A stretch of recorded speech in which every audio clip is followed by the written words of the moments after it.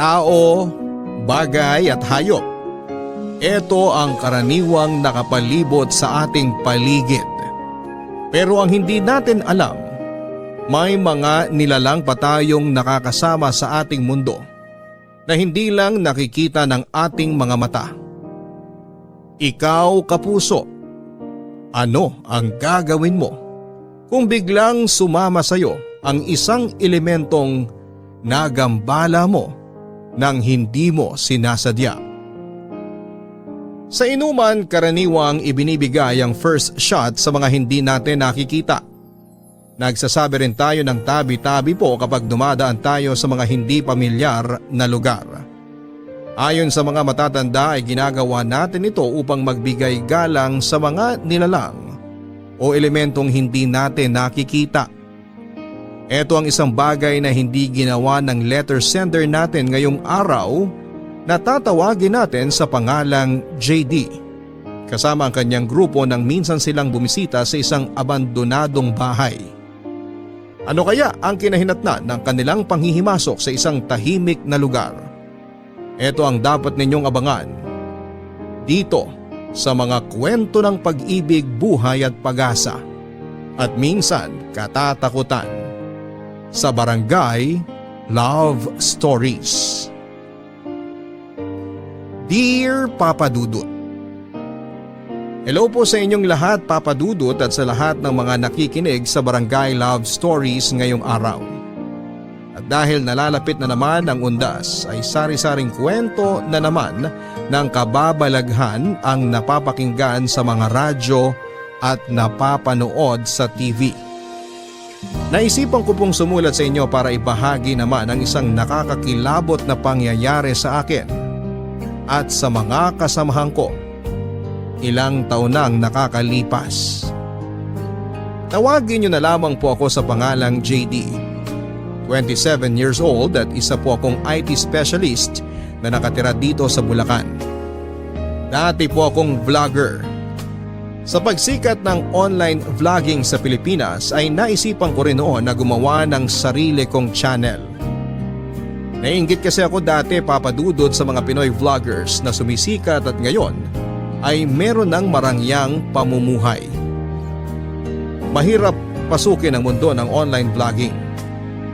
Bago ka magsimula ay kinakailangan mo munang magkaroon ng mga gamit para rito. Noong nagsisimula pa lamang ako ay cellphone lang ang ginagamit kong pagkuha ng video. Bago nito ay kinakailangan mo ring mag-isip ng maayos na content na papatok sa mga viewers. Pagkatapos nito ay kailangan pang i-edit ang video at i-promote ito sa mga kakilala at kaibigan. Pero ang pinakamahirap na siguro sa lahat ay ang maghanap ng subscribers at ng viewers. Tandang-tanda ko pa na 10 lang ang views ng unang post ko noon at karamihan dito ay nanggaling pa sa mga kamag-anak ko. Ganon pa man ay hindi ako nawala ng pag-asa, Papa Dudut. Sari-saring videos ang ginagawa ko mula sa pranks, tutorials, reaction videos at maging gaming ay pinasok ko na rin. Kahit na umabot lang hanggang 500 views sa mga video ko noon ay nagpupursigi ako sa pag-upload ng iba't ibang klase ng mga content. Papa Dudut, mas lalo akong na-inspire nang makilala ko si Bea na isa sa mga masugid kong taga-subaybay. Isa siya sa mga palagi nag-iiwan ng mga comment at like sa mga videos ko. Nang malamang kong sa Bulacan rin siya nakatira ay naisipan naming mag-meet kung saan ay napag-usapan namin ang tungkol sa vlogging.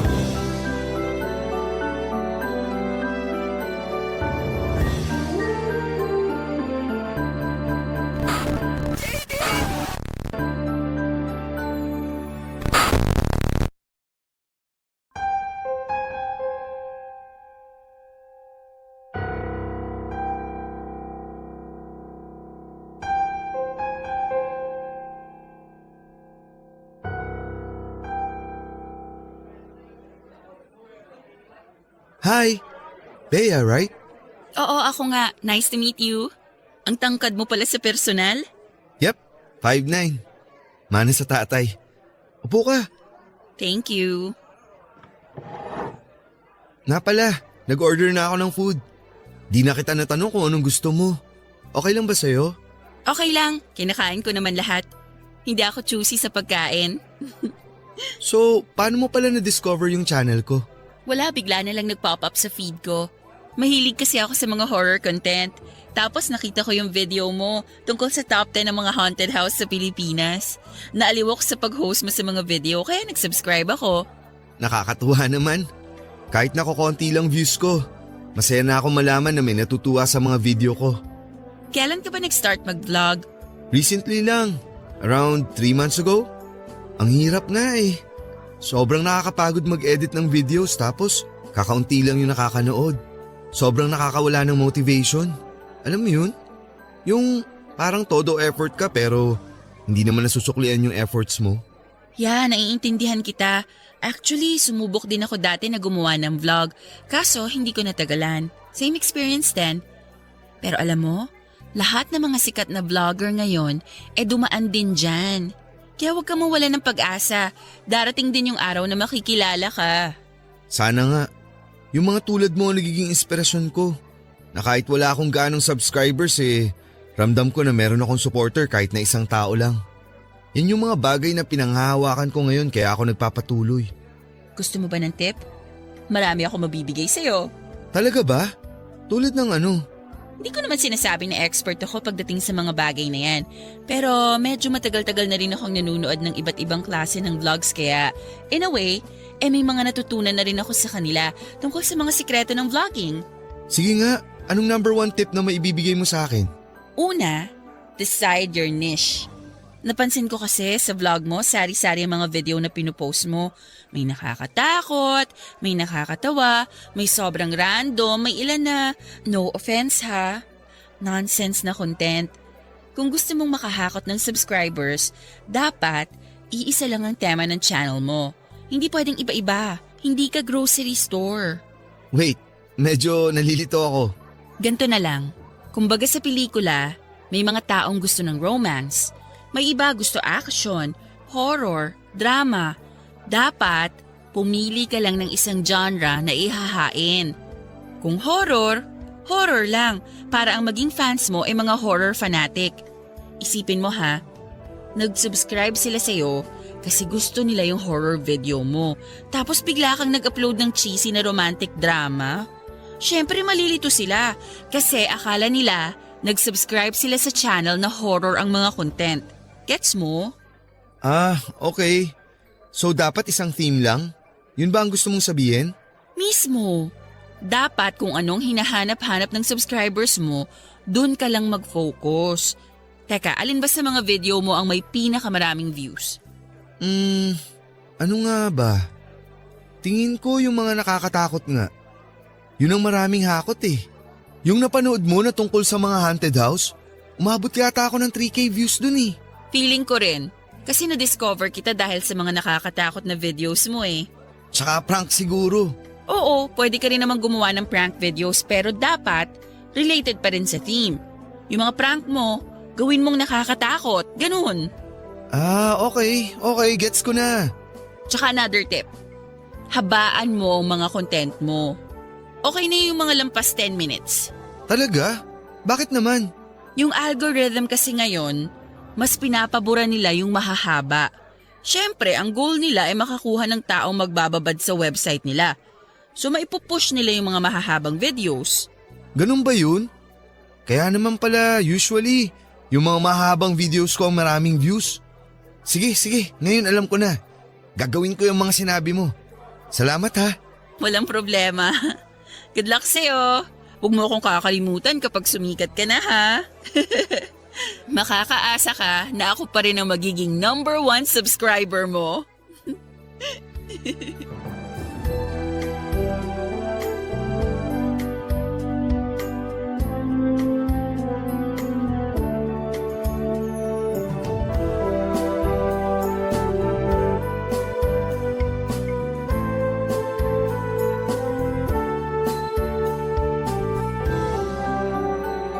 Papa Dudut, sinunod ko ang mga tip na ibinigay sa akin ni Bea. Nag-focus lamang ako sa isang tema para sa mga video na ina-upload ko. At dahil mas maraming views na natatanggap ang mga content tungkol sa mga kababalaghan, ay eto na lamang ang pinili kong tema para sa channel ko. 3 times a week kung mag-post ako noon tungkol sa iba't ibang horror stories mula sa iba't ibang panig ng bansa. May ilang tungkol sa maligno't engkanto. Meron ding mga kwento na mga kaluluwang hindi matahimik at kung ano-ano pa. Nagpatuloy ang pagkakaibigan namin ni Bea Papadudut. Paminsan-minsan ay si Bea ang nagbibigay sa akin ng mga ghost stories na maaari kong i-content. Hindi nga nagtagal ay isa na rin siya sa mga nagsilbing researcher para sa channel ko. Sa mga sumunod na buwan, mula sa 1,000 subscribers, ay nadagdagan pa ito at lumaki ng mahigit 10,000. Pumatok sa panlasa ng mga manonood ng mga kwentong kababalaghan na ibinabahagi namin sa aming mga viewers. Nagkaroon kami ng solid supporters at simula noon ay naging rutina namin ang paggawa ng mga videos tuwing Sabado at Linggo na ipinopost naman namin tuwing MWF. Nakatulong din siguro sa pagtaas ng subscribers namin ang consistent na pagpo-post namin ng video sa channel. Sinisikap talaga namin ni Bea ang makapag-post ng 3 videos sa loob ng 1 linggo. Papadudot hindi naglaon. Ang pagkakaibigan namin ni Bea ay nakabuo ng spark. Sa halos araw-araw na pagsama-sama namin ay unti-unti pong nahulog ang loob ko sa kanya.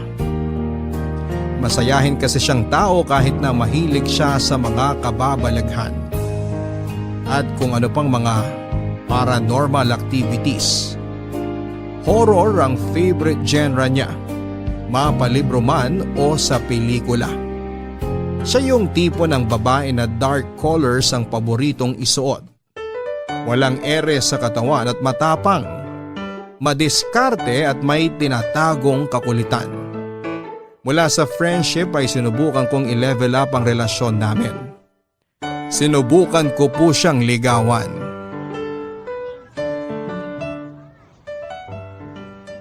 Pasensya ka na sa biglaang aya Okay lang, wala rin naman akong ginagawa. Uy nga pala, congrats! Dumadami ng subscribers mo ah.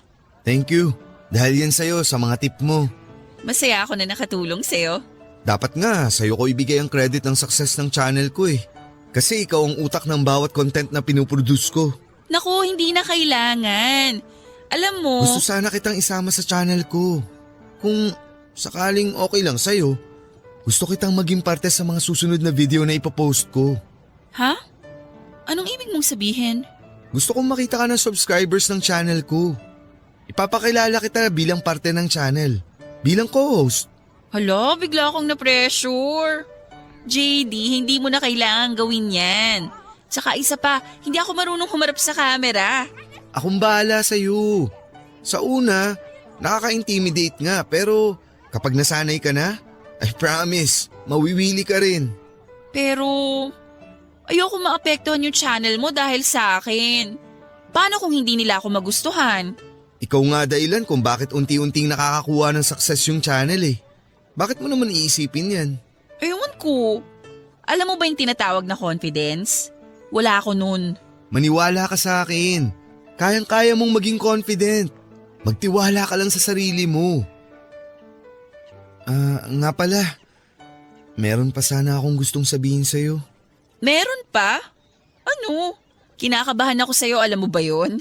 Alam kong hindi pa ganun kahaba ang pinagsamahan natin pero I think I'm starting to like you. Sorry. Hindi ko alam kung anong sasabihin ko eh. It's okay. Hindi mo naman kailangan ibalik sa akin kung anong nararamdaman ko sa'yo eh. Sorry, nagulat lang talaga ako sa sinabi mo. Pasensya na ha. Sorry kung nailang ka sa confession ko. Gusto ko lang naman na malaman mo kung anong feelings ko sa'yo. Ayoko na kasing sayangin yung opportunity na masabi ko sa'yo na gusto kita. Alam mo, Sa totoo lang, may gusto rin ako sa'yo, JD. Ha? Talaga? Seryoso? Oo, pero ewan ko. Hindi ko lang ine-expect na aabot tayo sa ganito. Never pumasok sa isip ko na mapupunta tayo sa ganitong sitwasyon.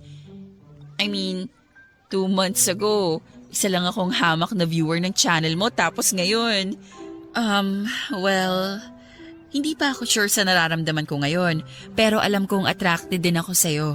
Hindi naman natin kailangan magmadali eh. Marami pa tayong araw na pagsasamahan at aantayin kita. Handa akong maghintay sa araw kung kailan sure ka na sa nararamdaman mo. Naiintindihan mo naman siguro ako, di ba? Ayoko nang magmadali sa pag-ibig.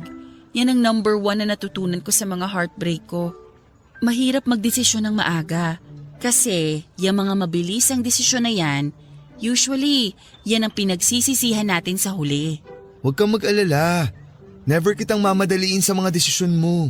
Salamat at naiintindihan mo ko. Ay, so, ayun na nga. Yun yung mga gusto kong sabihin sa'yo. Kaya kita niyaya dito. Since magkasama na tayo, sabay na tayong mag-dinner. Mabuti pa nga, bigla akong ginutom sa'yo eh. Parang gusto ko ng street food. Ah, may alam ako masarap na street food dito. Gusto mo puntahan natin? Meron bang malapit dito? Okay, ano pang hinihintay mo? Tara na! So, ito na ba yung magiging first date natin? Sabihin na lang natin na ang kumain ng street food ang ideal first date ko. Ayos!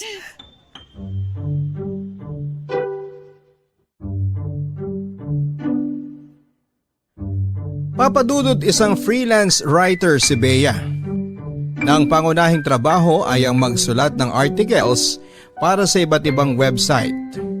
May sideline din siya kung saan ay binabayaran siya para magbigay ng detailed reviews hindi lang para sa mga Hollywood films, kundi pati na rin sa mga pelikulang ipinapalabas sa Pilipinas, sa South Korea at maging sa Thailand.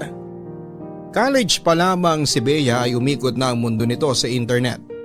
Katulad ko ay Bachelor of Science and Information Technology rin ang kinuha nitong kurso sa kolehiyo kaya naman maaga siyang naging techie. Pero ayon sa kanya ay passion na raw niya talaga ang pagsusulat simula pagkabata kaya eto na ang ipinagpatuloy niyang trabaho. Matalino si Bea, Papadudot. Sari-saring paandar ang mga naiisip niya para lamang mas lalo pang mapalakas ang channel ko. Marami siyang naiisip na pakulo na kailanman ay hindi ko maiisip na gawin. Siya ang dahilan kung bakit ang naghihingalo kong channel noon ay unti-unting nakilala at nakakuha ng 15,000 subscribers.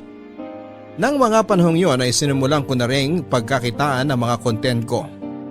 Bilang pasasalamat ay opisyal kong ipinakilala si Bea sa subscribers ko bilang girlfriend at ang bago kong co-host matapos niya akong sagutin 2 months after kong mag-confess ng nararamdaman ko sa kanya.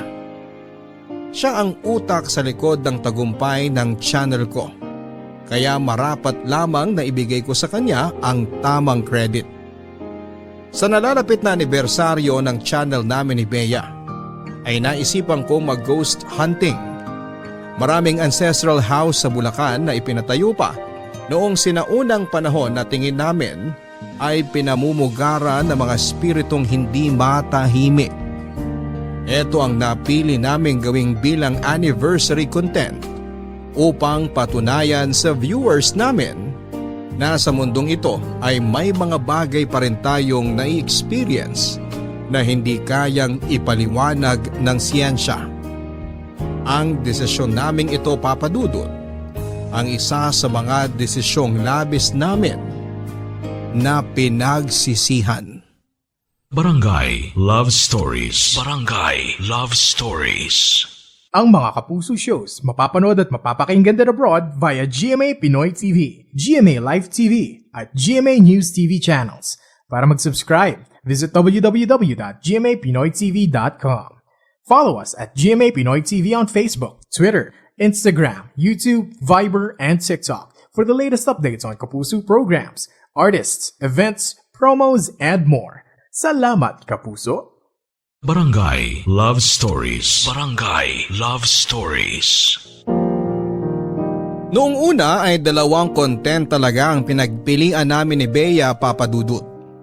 Ito ay ang mag-ghost hunting o ang mag-live stream habang binabasa ang creepy horror stories na magmumula sa sarili naming fans. Pero mas nagustuhan ni Bea ang ideya na pumasok sa isang abandonadong bahay at maghanap ng kababalaghan. Mas nakakatakot daw yon at mas thrilling. Isa pa ay pwede naming hatiin ang video ng ilang parts na mas aabangan ng mga manonood. Isang ancestral house na malapit sa amin ang una naming pinuntahan. Isa ito sa mga pinakasikat na lumang bahay sa lugar namin na dinadayo ng mga turista. Kinailangan pa naming makipag-coordinate sa LGU para namang makakuha kami ng permit na magagamit ang naturang bahay para sa video namin. Yun nga lang, noong napag-alaman nilang ghost hunting ang pakay namin, sa nasabing historical landmark ay hindi nila kami pinayagan. Dahil baka katakutan daw ito ng mga turista at maapektuhan ang turismo ng lugar. Bilang plan B ay dumayo pa kami sa ibang bayan para makahanap ng abandonadong bahay. Doon ay ipinakilala kami ng kaibigan ni Bea kay Lola Insiang, na caretaker ng lumang bahay na halos 20 years na raw na walang nakatira. Ipinatayo umano ang bahay matapos ang World War II at pagmamay-ari ito ng dating politiko. Sa ngayon ay wala nang tumatao rito dahil nag-migrate na sa ibang bansa ang kasalukuyang may-ari nito. Kapalit ng pera ay pumayag si Lola Insiang na gawin naming location ang bahay na kanyang binabantayan. Pero sa simula pa lamang ay sinabihan na niya kami na baka mabigulang kami sa plano naming ghost hunting dahil sa tarang buhay niya ay never pa raw siyang nakaramdam ng kababalaghan sa bahay na yon.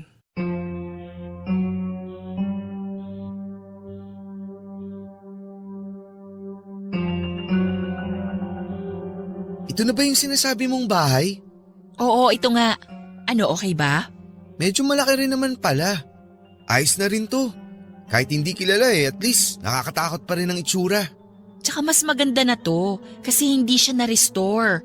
Lumang-luma ang dating. Unang tingin pa lang ay nakakakilabot na. Nasa na ba yung may-ari? Papunta na siguro dito yon. 9:00 ang sinabi ko na dating natin eh. Tsaka hindi yung may-ari ang makakausap natin, yung caretaker lang. Kahit sino pa yan, basta payagan niya tayong mag-shoot dito. Oh, siya na ba yan? Mukhang siya na yata yan. Hello po, Lola. Kayo po ba yung caretaker nitong bahay? Oo, ako nga.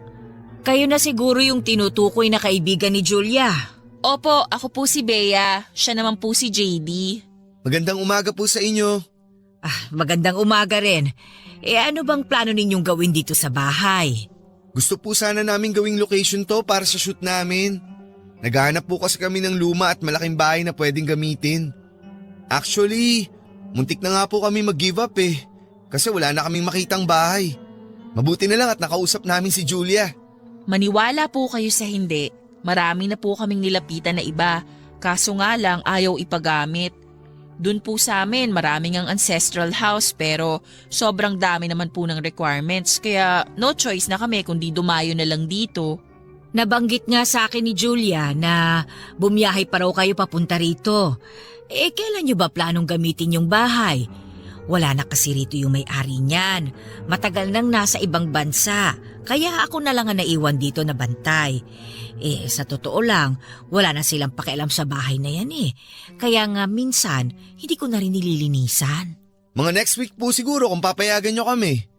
Willing naman po kami magbayad. Tsaka kahit wag nyo na pong galawin.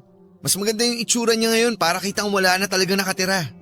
O sige, pero ipapaalam ko muna sa may-ari ha. Baka kasi pagalitan ako Ano bang kukunan ninyo rito? Bakit ba gusto ninyo ng lumang bahay? May anniversary video po kasi kami nagagawin. Mag-ghost hunting sana kami kaya sana po pumayag yung may-ari. Ghost hunting? Wala namang multo dyan eh. Sa tagal ko nang nagbabantay dito, wala ni anino ng multo akong nakita sa pamamahay na yan. Okay lang po. Madali lang naman yung gawa ng paraan eh. Saan ba mapapanood yung video na yan? Sa TV ba?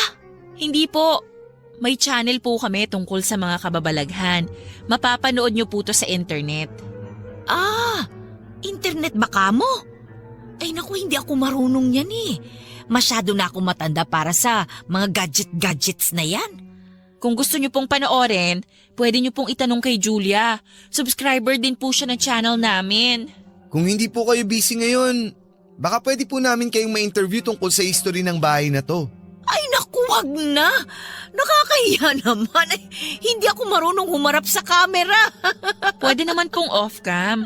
Kailangan lang po namin ng details para may mailagay kami sa script. Ano bang kailangan ninyong malaman? Yung background po sana ng bahay, kung kailan ipinatayo at kung sino-sino mga tumira dito. Mas matanda pa itong bahay na ito kesa sa akin eh. Sa pagkakatanda ko, ipinatayo yan ilang taon matapos ang giyera dito sa Pilipinas. Hindi ako sigurado pero yun ang kwentong narinig ko. Pagmamay-ari ito ng mayamang pamilya na binili ng angka ng amo ko. Tapos napasa-pasa na hanggang sa wala nang tumira. May mga nakakagimbal po ba na nangyari sa bahay?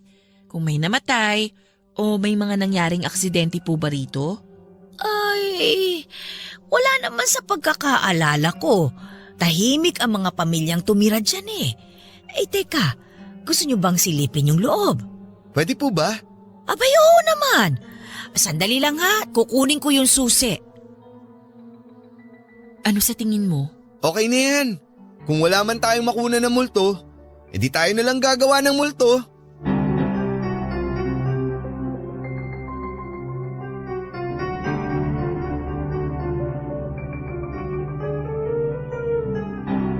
Papa Dudut, hindi naman problema sa amin kahit na wala kaming makunan sa kamera na multo. Madali lang ang solusyon doon. At naisip na ito ni Bea bago pa man namin gawin. Madali lang daw dayain ang mga kababalaghan sa kamera. Konting sound effects lang at video edits ay makakapanakot ka na ng tao kapag pinalabas mo itong totoo. Ayon pa kay Bea, hindi na raw bago ang pagiging scripted na mga video na napapanood online. Sa katunayan ay halos lahat daw ng content creators ay ginagawa ito ng hindi namamalaya ng mga viewers. Ang mga prank, social experiment at ghost hunting ay karaniwang daw na scripted. Sa pagdating ng araw ng shoot ay kinailangan naming magsama ng crew dahil hindi namin ito kakayaning dalawa ni Bea. Halos kalahating oras din kasi ang biyahe papunta sa binayaran naming old abandoned house.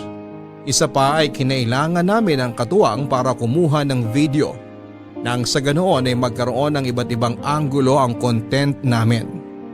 Kinausap ko ang dalawa kong kaibigan na sina James at Mikoy upang magsilbing camera crew. Kailangan kasing may sariling camera na nakatutok sa akin at dapat ay meron ding kamerang nakatutok kay Bea. Nag-aya pa kami ng dalawang kasama. Ang pinsang kong si LJ at kapatid ni Bea na si Jasper.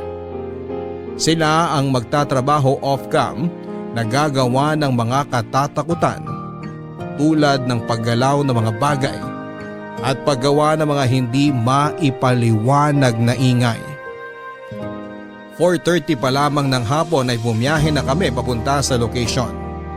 Kailangan pa kasi naming mag-set up at gumawa ng script para sa opening spiel kung saan ay ibabahagi namin ang history ng naturang bahay. Dahil hindi naman gaanong nakakatakot ang kwento ng abandonadong bahay ay kami na mismo ang nag-imbento ng sarili nitong kwento. Pinalabas namin na may isang babaeng nagpatiwakal dito na simula noon ay nagmumulto na sa lugar dahilan upang iwan ito ng may-ari. Papadudot, ibang-iba ang itsura ng bahay pagsapit ng dilim. Mas naging nakakatakot ito kumpara nung dinalaw namin ito sa kalagitnaan ng araw. Sira-sira na ang ibang parte nito. Kubas na rin ang orihinal nitong pintura. Kahit may caretaker ay maalikabok ang loob nito at puno ng sapot. Nakadagdag pa sa takot ang malaking puno ng akasya. Sa tabi nito na ayon kay Lola Insyang ay nakatayo na bago pa man mabuo ang bahay.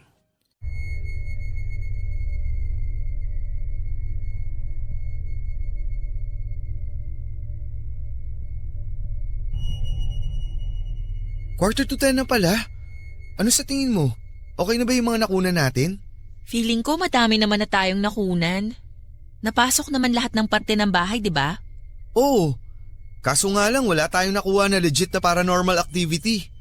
Kahit lang sana may narinig tayong mga kaluskos o biglaang pagsara ng pinto. Kaso wala talaga. Okay na yon. Nagawa naman nila Jasper at LJ yung trabaho nilang manakot. Tsaka di ba sabi nga ni Lola Insyang, wala raw multo rito.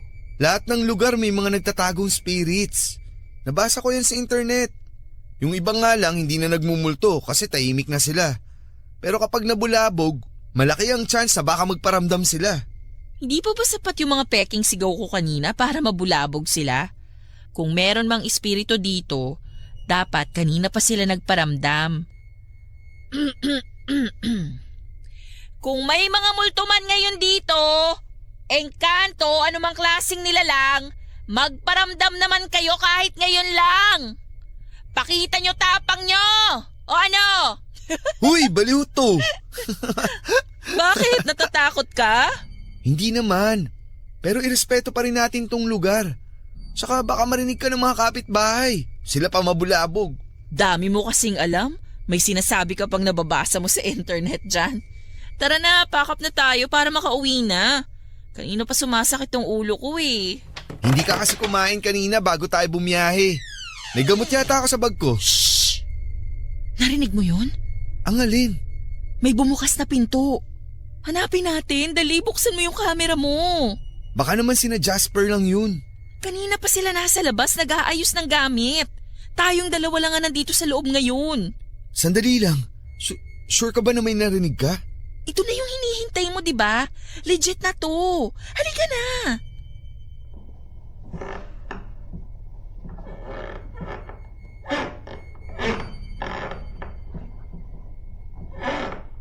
Ito na ata yung bumukas na pinto. Narinig ka namin!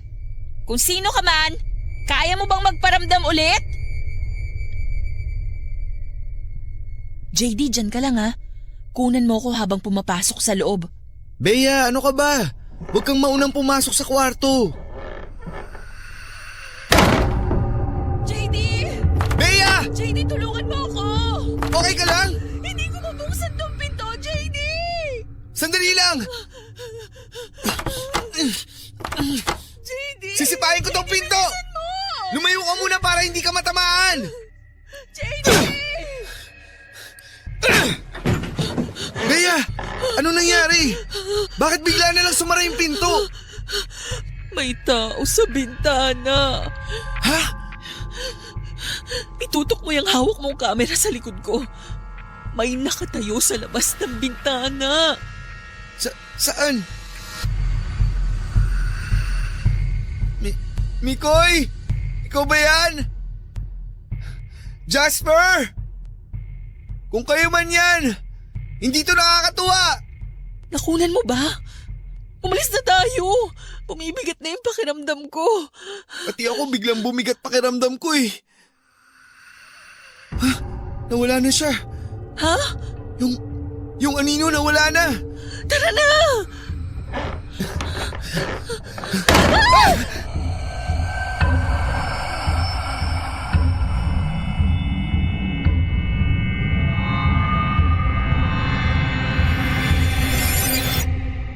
Papadudot sobrang bilis ng mga pangyayari. Mabilis kaming nagsitakbuhan ni Bea palabas ng abandonadong bahay nang makita namin ang malaking figura ng tao na doble pa sa tangkad ko. Nung unay inakala kong kagagawan lamang ito nila Mikoy at Jasper. Pero nang mapagtanto naming nasa labas lang ng bahay ang dalawa ay mabilis kaming binalot ng takot. Hanggang ngayon ay naaalala ko pa ang pakiramdam na naramdaman ko ng gabing yon. Nanlamig ang buong katawan ko. Nagsitaasan lahat ng balahibo ko. Bumigat din ang dibdib ko at bigla na lang sumakit ang aking ulo. Nang gabing yon ay plano pa sana naming kumuha ng ilang additional footage, pero dahil sa nangyari agad na na-pack up ang shoot. Gustuhin ko mang bumalik sa loob ay natakot na ang dalawang camera crew na kasama namin at ayaw na nilang tumapak pa sa loob. Isa pa ay biglang sumama ang pakiramdam ni Bea. Namumutla na siya ng mga oras na yon. Kaya naisipan naming tapusin na ang shoot na yon. Dapat nga ay meron pa kaming gagawin na on-cam interview kay Lola Insyang. Pero hindi na namin ito nagawa pa sa pagmamadaling makaalis mula sa lugar. Habang nasa daan ay naisipan nila Mikoy na dumaan muna sa isang restaurant para sana kumain. Gusto raw kasi niya magstay muna sila sa ibang lugar nang sa ganoon ay masiguro nilang wala raw masamang spirito na sumama sa amin. Pagpagdawang tawag sa ganon ang karaniwang ginagawa kapag nanggaling sa lamay ang mga tao. Dahil sobrang sama ng pakiramdam ni Bea ay hindi na kami sumamang dalawa. Mas mabilis na lamang kaming umuwi noon dahil ang priority ko ay ang kapakanan ng nobya ko. Pero papadudot simula ng araw na yon ay kapansin-pansin ang biglang pagbabago ng girlfriend kong si Bea. Papadudot simula ng araw ng ghost hunting namin sa abandonadong bahay ay nagsimulang magkaroon ng lagnat si Bea. At ilang araw ding hindi nakasama sa mga vlog ko. Matapos nito ay halos gabi-gabi umano siyang sinusumpong ng pagsakit ng ulo. Hirap din siyang makatulog sa gabi at pakiramdam niya ay palaging may nakatingin sa kanya. Dahil sa mga pangyayaring ito ay naging iritable siya at palaging wala sa mood, hindi tulad dati na siya pa ang nag-aaya na gumawa kami ng mga videos. Naisip ko na baka pagod lang si Bea kaya pinagpahinga ko na muna siya ng ilang araw. Pansamantala siyang tumigil sa pagiging parte ng channel ko at hinayaan ko na muna siyang gawin ang mga bagay na makabubuti sa kanyang kalagayan. Habang wala si Bea ay sinimulan kong i-edit ang mga video footage na kinuna namin sa lumang bahay. Habang pinapanood ng clips ay may kakaibang bagay akong napansin sa mga video na hindi namin nakita noong nasa naturang lugar pa kami. May isang malaking anino na nakabuntot kay Bea. Hindi lang ito isang beses na nakunan sa camera kundi halos lahat ng frame na kasama siya ay nandun din ang malaking anino. Agad kong tinawagan si James at Mikoy na nagsilbing cameramen upang tanungin kung napansin din ba nila ang anino noong nasa abandonadong bahay pa kami.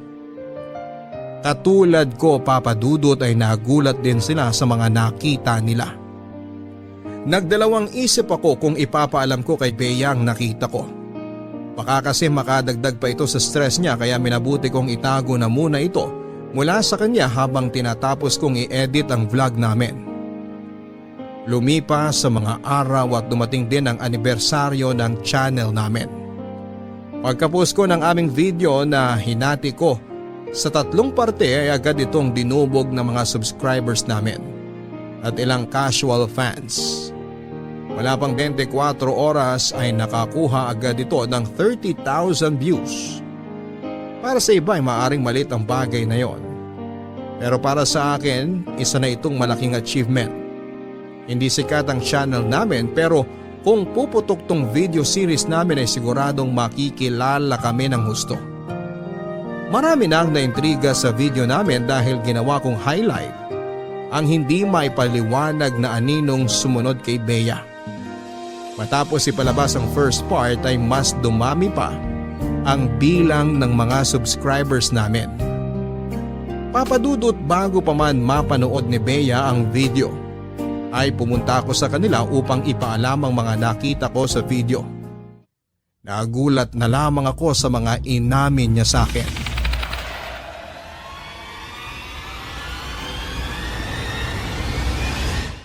Bea, may papakita nga pala ako sa'yo dito sa laptop. Ano yan? Masama pa rin pakiramdam ko ngayon. Masakit ulo ko. Hindi mo pa ba ininom yung gamot na binigay ko sa'yo? Nakadalawa na ako, wala pa ring epekto. Ano ba yung ipapakita mo sa akin? Tignan mo to. Habang ini-edit ko yung video natin sa abandonadong bahay, may napansin ako. Hello guys! Welcome back sa ating channel. As promised. Nakikita mo ba yun? Ang alin? Ayan o. Sa likuran natin habang nag-i-intro tayo. Hindi mo siya masyadong mapapansin pero kapag zoom in natin dun sa may puno ng akasya, may nakatayong anino dun. Kita mo? Hindi lang yan. Marami pa.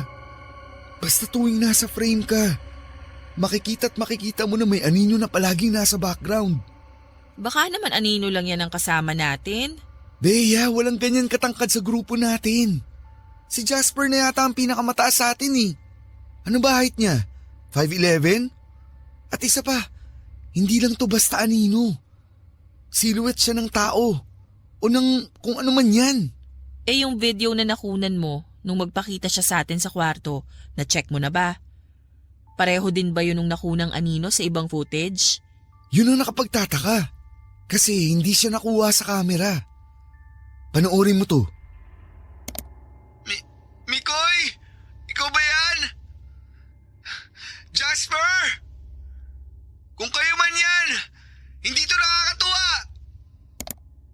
Grabe, biglang nagtayuan yung balahibo ko. Excited na akong ipakita to sa subscribers natin. Tsak nahahakot to ng maraming views.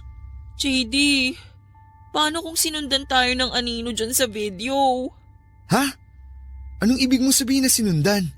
Napansin ko kasi nitong mga nakaraang araw na parang palaging may nakasunod sa akin. Alam mo yung feeling na mag-isa ka naman pero may nararamdaman ka na parang may kasama kang iba? Ano yun? Sumakay din siya sa van pa uwi? Paano kanya susundan? Seryoso ko, JD. Sorry na. Feeling ko pagod ka lang. Sobrang busy kasi natin itong mga nakaraang linggo. Kailangan mo lang magpahinga. Hindi eh. Iba tong nararamdaman ko eh. Paano mo naman nasabi na iba? Simula nung umalis tayo sa bahay na yon, hindi na nawala tong sakit ng ulo ko. Hirap din akong makatulog tuwing gabi. Palagi akong dinadalaw ng masasamang panaginip. Sa maniwala ka't sa hindi. Pero sa tingin ko, may kinalaman tong nangyayari sa akin sa nagpakita sa ating dalawa nung gabing yon. Simula nung gabing yon, hindi na nawala tong bigat sa dibdib ko. Stress lang yan. Alam mo kung anong kailangan mo? Pahinga. Gusto mo dito na muna ako matulog? Para naman masamahan kita. Wag na. Mag-i-edit ka pa ng videos. Baka maabala pa kita. Hindi ka naman nakakaabala sa akin. Siyempre priority ko pa rin ang safety mo. Sige na. Tuloy mo na yung ginagawa mo. Magpapahinga na ako. Kailangan ko na talaga ng tulog. O sige, dito lang ako habang umiidlip ka. Wag na. Umuwi ka na. Teka, galit ka ba? Hindi ako galit. Nakakatampo lang na hindi mo siniseryoso yung nararamdaman ko. Bea, hindi naman sa ganun. Naniniwala naman ako sa iyo eh, pero… Ang sabi ko, umuwi ka na. Kulit mo naman eh. Bea naman!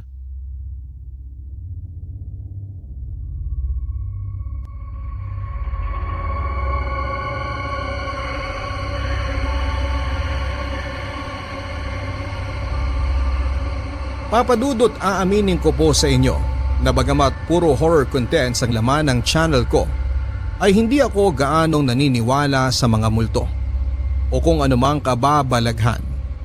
Oo nga't may mga nararamdaman o napapansin na ako once or twice sa tanang buhay ko na mahirap ipaliwanag, pero naniniwala akong meron pa rin po itong scientific explanation.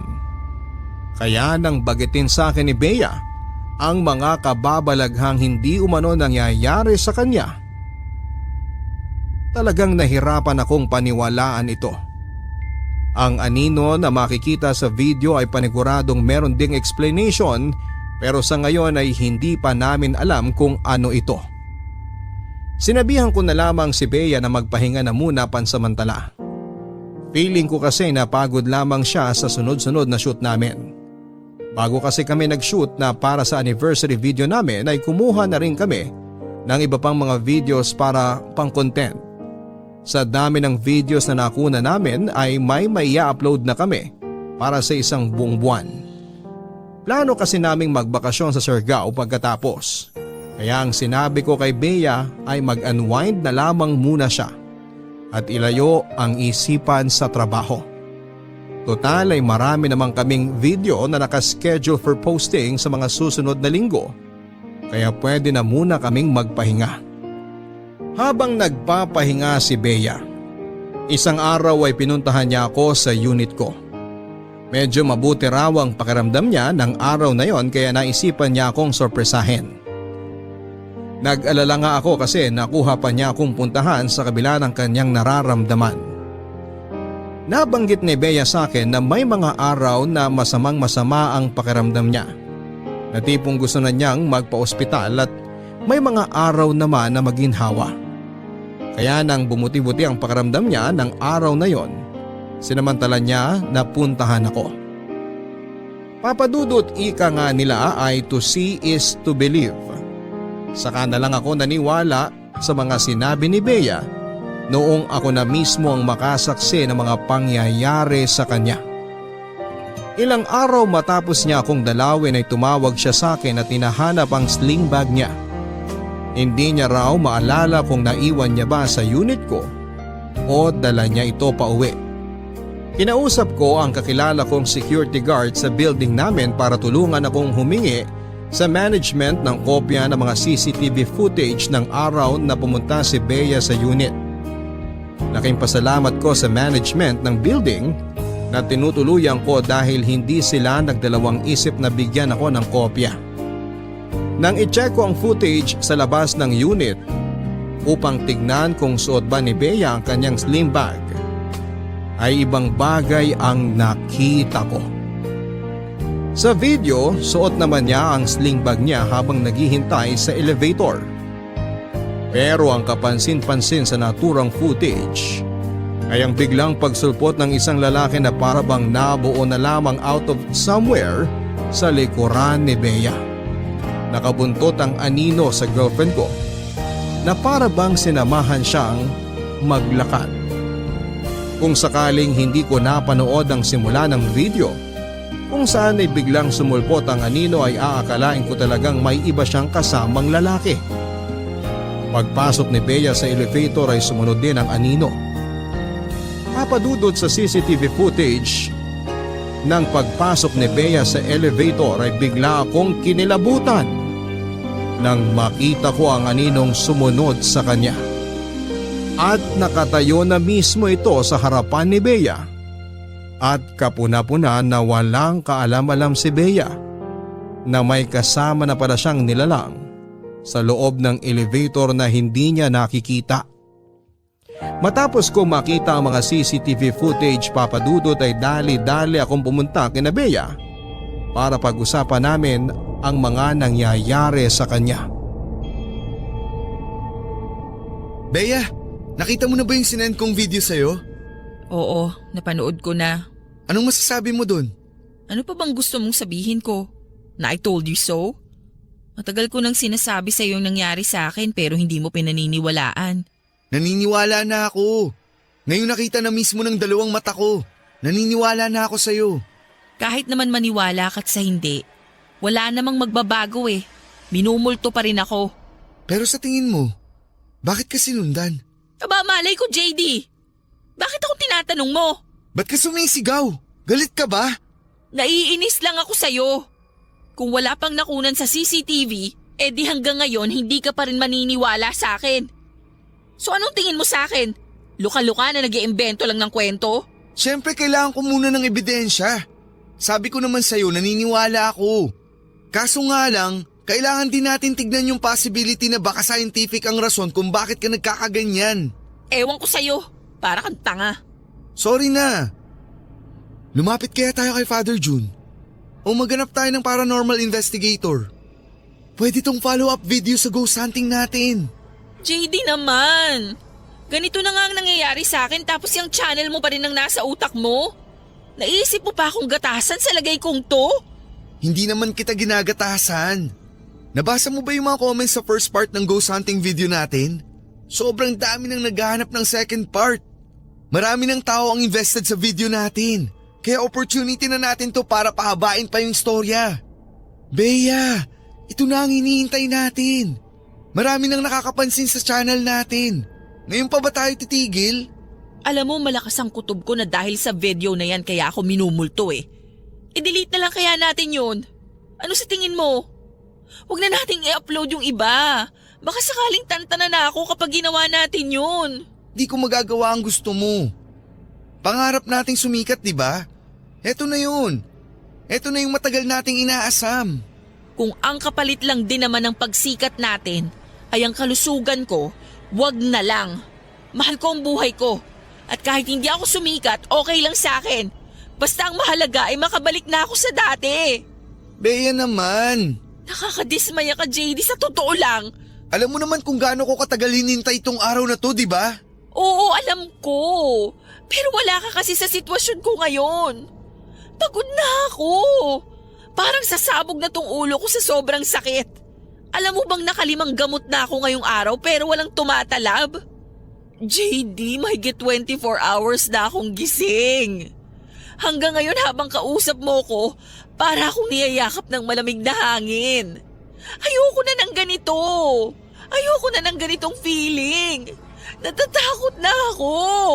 Baka naman may iba pang solusyon. Lumapit muna tayo kay Father. Marami tayong pwedeng lapitan. Huwag naman tayo magpadalos-dalos.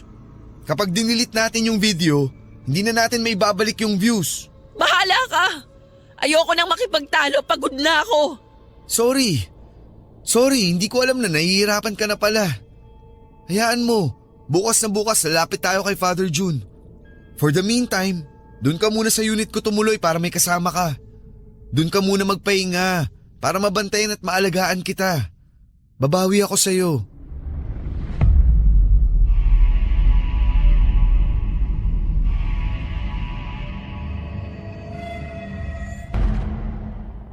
Papadudot hinikayat ko si Bea na pansamantala munang tumira sa unit ko. Baka lang kasi kailangan niya ng bagong environment at para na rin mabantayan ko siya.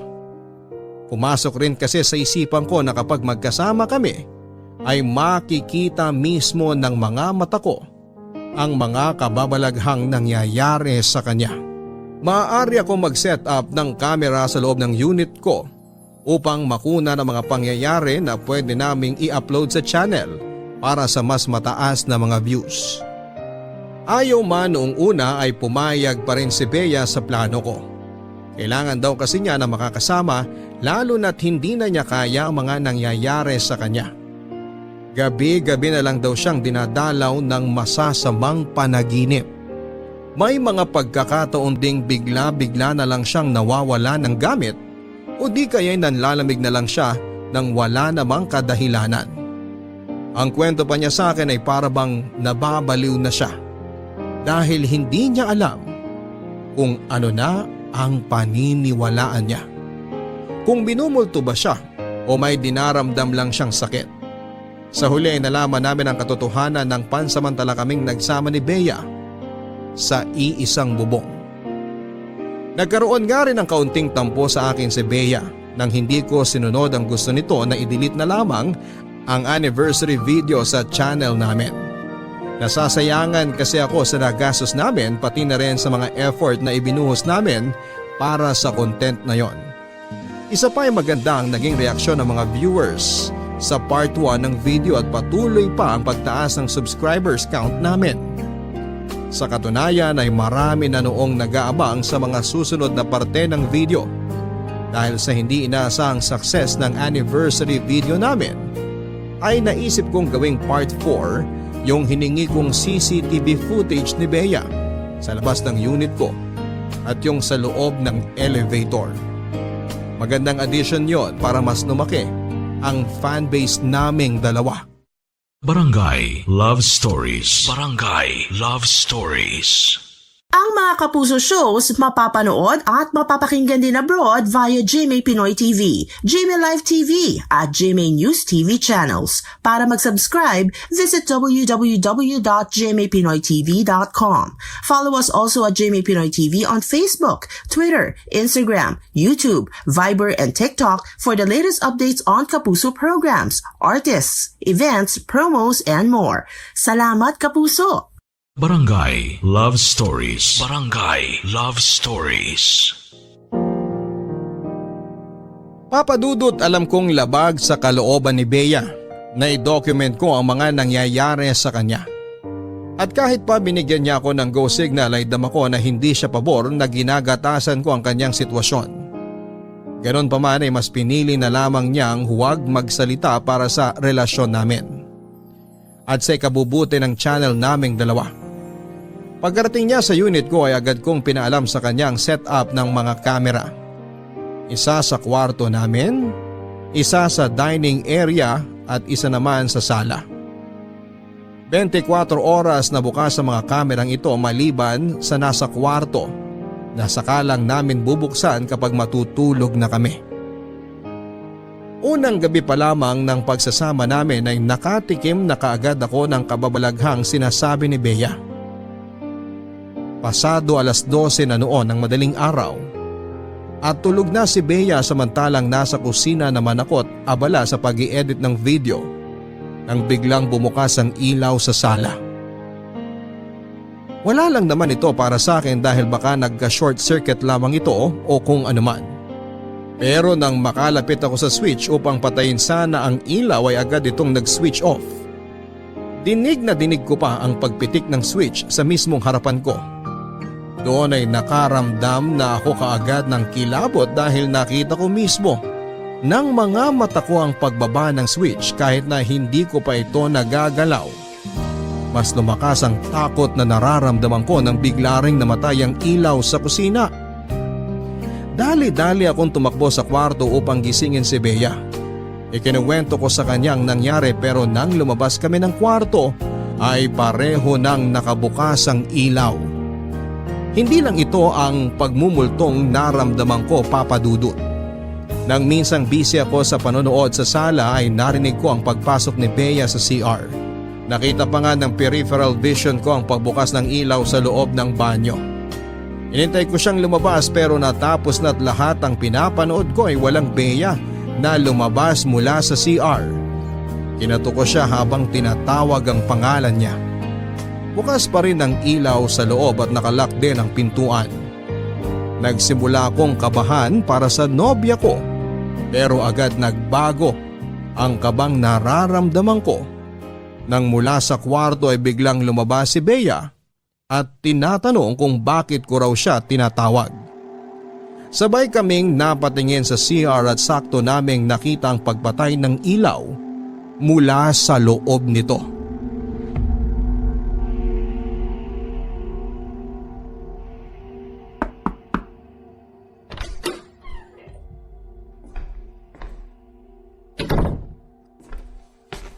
Bea, eto.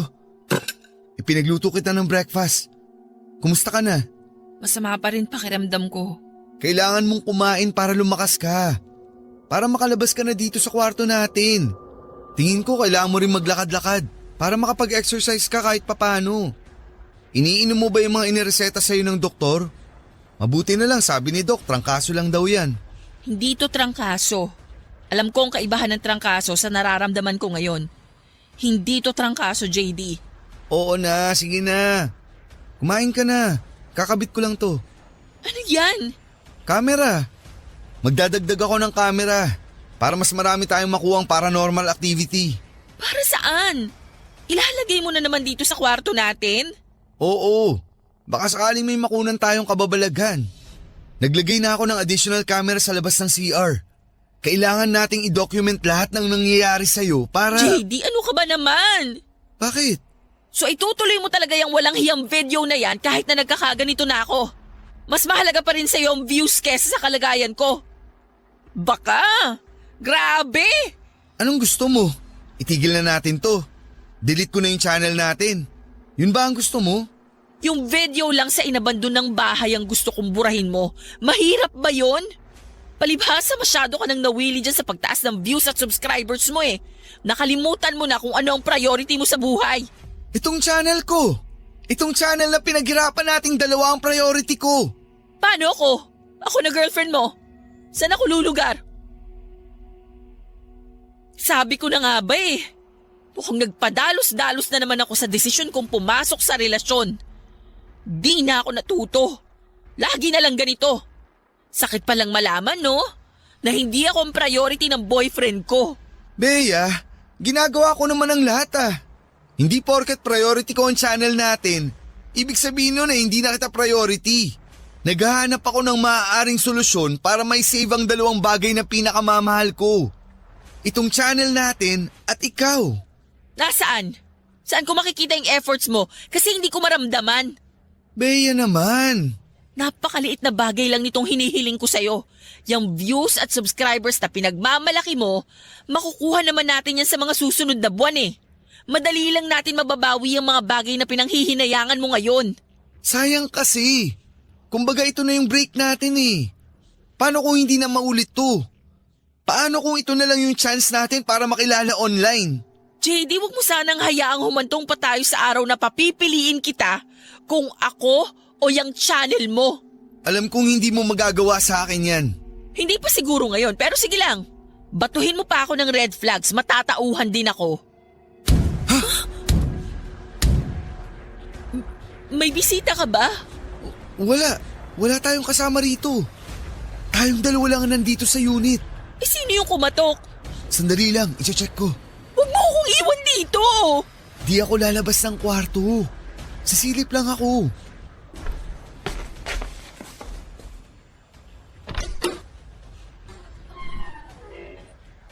May tao ba dyan? Hello? Sino ka ba? Pwede ba? Tantanan mo na kami? Ano? May tao ba? Sa tingin ko, kailangan na talaga nating magpatulong sa paranormal expert.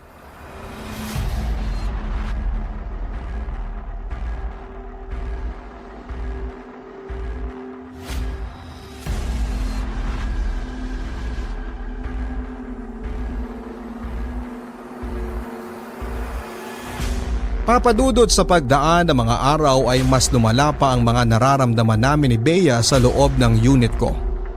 Nagsimulang pumalya mga appliances kahit na brand new naman ang ilan sa mga dito. Sinubukan naming ipakita sa electrician ang linya namin ng kuryente at ayon sa tumingin ay wala naman daw itong problema.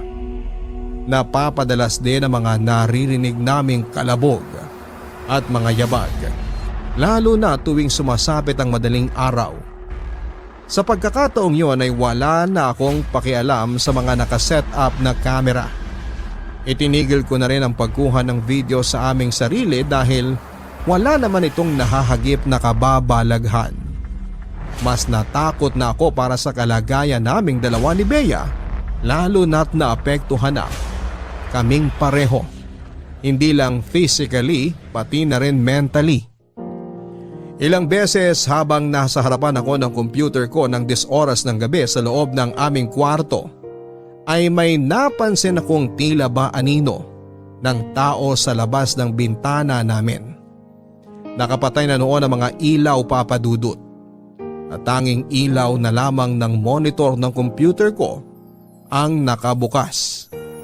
Hindi ko alam kung pagod lang ang mga mata ko o dahil puyat ako kaya kung ano-ano na lamang ang pumapasok sa isipan ko noon.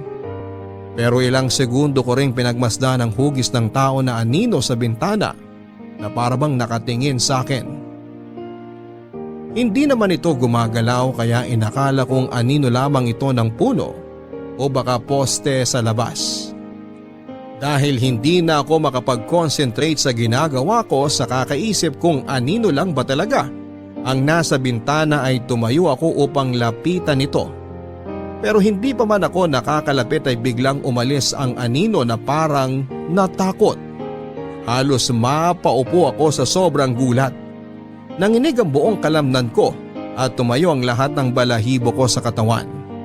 Sa buong oras na busy ako sa computer ko ay hindi ko alam na may nanonood pala sa akin. Ang masaklap pa nito ay nasa second floor ang unit ko. Ang naging last straw na siguro upang matauhan ako sa mga pangyayari ay yung muntik na akong binangungot. Tanghaling tapat noon, Papa Dudut, nang makaidlip ako sa sala. Nasa loob naman ng kwarto si Bea at nagpapahinga. Nagising akong tagaktak ng pawis pero hindi ko maigalaw ang katawan ko. Pagdilat ko ay naaninag ng mga mata ko ang isang malaking anino sa paanan ko. Alam kong gising na ang diwa ko noon pero para bang nasa loob pa rin ako ng isang panaginip. Pilit kong ginagalaw ang katawan ko pero hindi ko magawa. Biglang nanakip ang dibdib ko. Sinubukan kong pumikit ulit at nagusal ng maikling dasal. Doon ay unti-unting gumaan ang pakiramdam ko at tuluyan na akong nagising sa pagkakatulog. Matapos ang pangyayaring yon, ay pareho naming napagdesisyonan ni Bea na lumapit na talaga sa isang paranormal expert. At hindi na namin ito pinagpaliban pa. Nakahanap kami ni Bea online ng paranormal expert na mahihinga ng tulong. Si Julius. Ikinuwento namin sa kanya ang mga pangyayari sa amin ni Bea. Mula sa pagsama ng pakiramdam ni Bea, sa mga kababalaghan na nararanasan namin sa loob ng unit ko hanggang sa anino na patuloy na sumusunod sa aming dalawa. Tinawagan na rin namin si Lola Insyang para ikwento sa kanyang lahat at magpaalam na rin na muling makapasok sa bahay. Gusto kasi ni Julius na makapasok sa loob ng abandonadong bahay para mas maramdaman ang lugar. Sa pag-iikot ko sa loob nitong abandonadong bahay, wala naman akong naramdamang bad energy. Sa katunayan, puro mga naiwang vibrations lang na mga dating nakatira rito ang naramdaman ko sa bahay na to. Ang mga tao kasi, may mga energy silang naipapasa sa mga bagay, sa mga gamit, pati na sa mga parte ng bahay. Positive man ito o negative. Karaniwan, sa bad vibrations kumakapit ang bad spirit. So ibig niyo po bang sabihin, wala kayong nakitang multo sa loob ng bahay? Sabi ko naman talaga sa inyo noong una pa lang na wala namang nagmumulto rito, hindi ba? Sinisi niyo pa nga itong bahay sa mga nangyayari sa inyo eh. Pero paano niyo po maipapaliwanag yung nangyayari ngayon kay Bea? Ako mismo, nakita at naranasan ko na rin yung pagmumultong sinasabi niya. Hindi multo ang sumusunod kay Bea, kundi isang elemento. Ano pong elemento? Tulad ng mga kapre o duwende, ganun ba yung sinasabi ninyo? Kaya ako kayo tinawag dito sa labas ng bahay ngayon dahil dito ko ipapaliwanag ang nangyayari sa iyo. Wala sa loob ng bahay ang gumugulo sa inyo, kundi nandito siya sa labas. Sa mismong puno ng akasya na nasa tabi natin. Dito siya nakatira, sa punong ito. Imposible naman yata yung sinasabi mo. Simula pagkabata ko, dyan sa puno ng akasya na yan kami naglalaro. Wala naman kaming kapring nakikita na nakatira dyan eh. Nag-iimbento ka naman yata. Harmless lang naman kasi ang mga elementong nakatira sa mga puno. Usually, sila ang mga bantay ng kalikasan. Katulad doon ng sinabi nyo, bata pa lang kayo naglalaro na kayo rito, hindi ba? Ibig sabihin nun, kilala na kayo. Alam nilang wala kayong masamang idudulot sa binabantayan nilang lugar. Pero sa kaso nila Bea at JD, dayo lang sila. Ngayon lang sila nakita ng nagbabantay dito.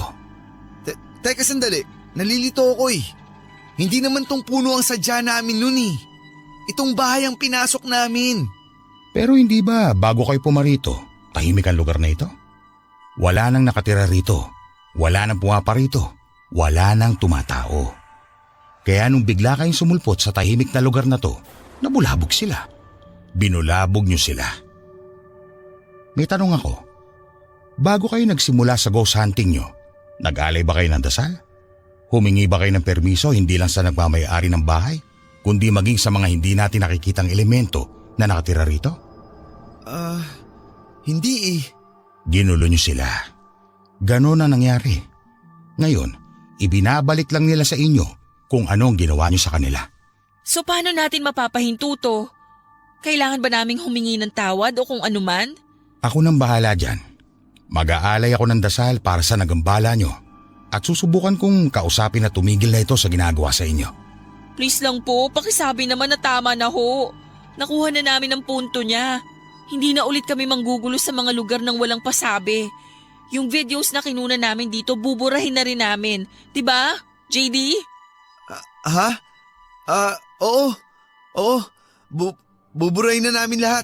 Dahil kung hindi mo buburahin yon, mas lalo lang dadami ang mga taong dumadalaw dito para bisitahin tong abandonadong bahay na in the first place, wala namang multo. Kaya naman pala may mga nagtetrespassing dito, kayo palang may kasalanan. Alam niyo bang hindi ako magkaroon ng maayos na tulog sa gabi dahil sa mga taong pumapasok dito ng walang paalam? Aba, ayos sana kung pwedeng pagkakitaan. Kaso imbis na makatulong, nakakaperwisyo pa sila dahil nga nagkakandasira-sira yung mga bakod na inaakyatan ng mga tao. Sorry po. Hindi namin alam na ganun ang mangyayari. Pangako po. Buburahin na namin yung videos para na rin hindi na po kayo maabala. At matahimik na rin kung sino man ang nakatira sa lugar na to. Dapat lang! Ang laking perwisyo ng ginawa ninyo! Malalim na ang gabi. Simulan na natin mag-alay ng dasal. Pakipasa na lang itong mga kandila.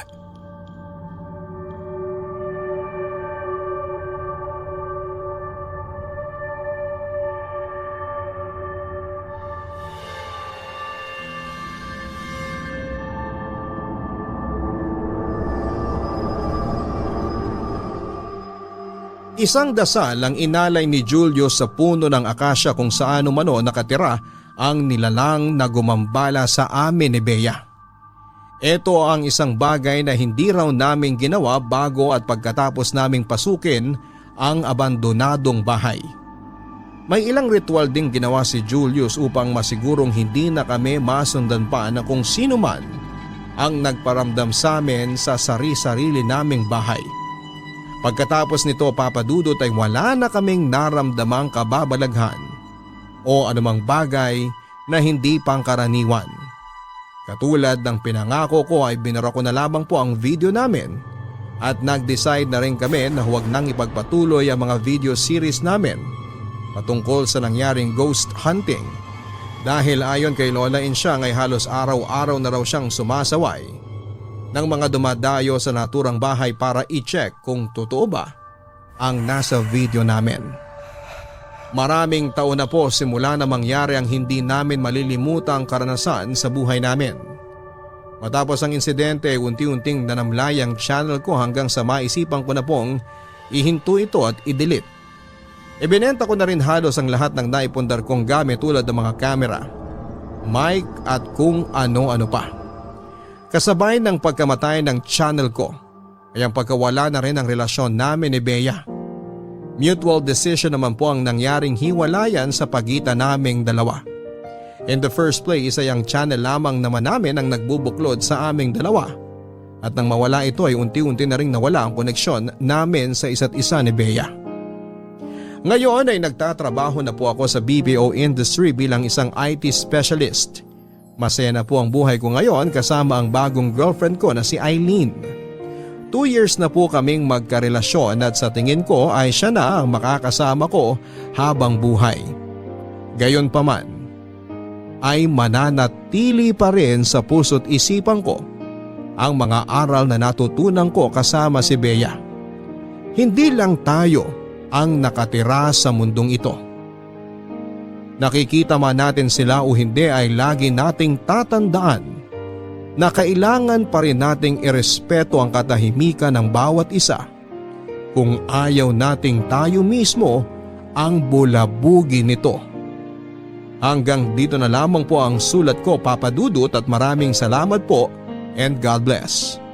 Ang inyong forever kapuso at kabarangay, JD. Respeto. Ito ang isa sa mga pinakamahalagang ugali na kailangan nating ibigay. Hindi lang sa mga tao kundi pati na rin sa lahat ng bagay.